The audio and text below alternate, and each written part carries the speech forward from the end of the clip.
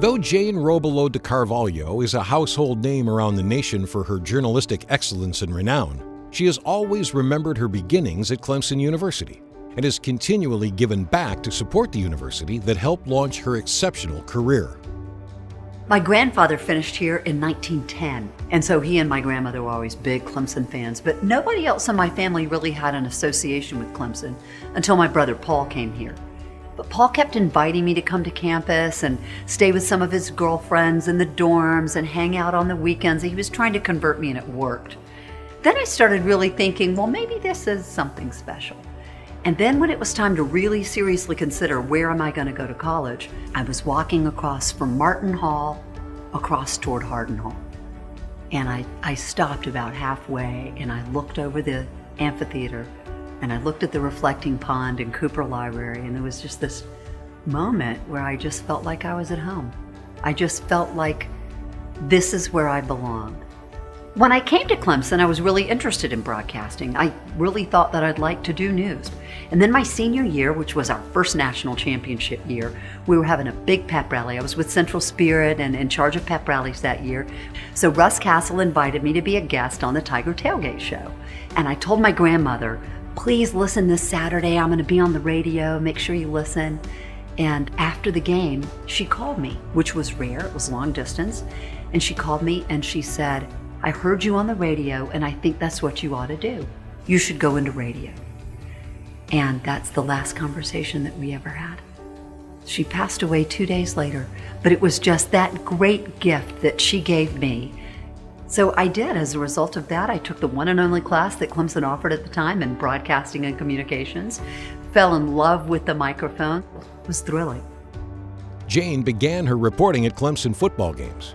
But through her professionalism and personability, her career quickly escalated to the national level as a host of CBS This Morning. It was more than a dream come true, truly, to work in local television in my hometown. But one day, I got a call from the network. It was actually the CBS owned and operated station group. And they said, we think you're ready to come and be a reporter for us. And they named the top 4 markets in the country and a couple of others and said, how does that sound? And I said, that sounds like somebody doesn't just jump into that from Greenville, South Carolina, but I'm all in. And took a job in Philadelphia working for then CBS-owned station WCAU. And then 4 years later, I got the call to go to the Bigs. I got the call to go to CBS News, became the anchor, the co-anchor of CBS This Morning. I would say it was a dream come true, but I never really even dared to dream that. It was beyond a dream come true. I remember one morning I was interviewing Madeleine Albright, who was Secretary of State at the time.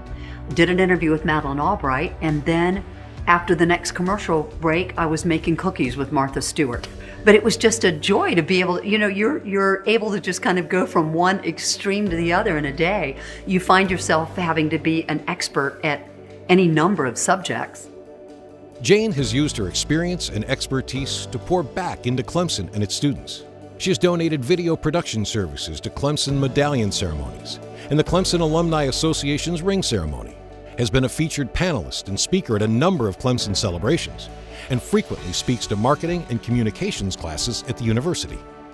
When your alma mater that you absolutely love and cherish comes to you and says that you have a distinguished alumni award, that they're singling you out to say, we appreciate that you represent the university, there's no greater honor. I mean, it was very emotional for me when they told me about it.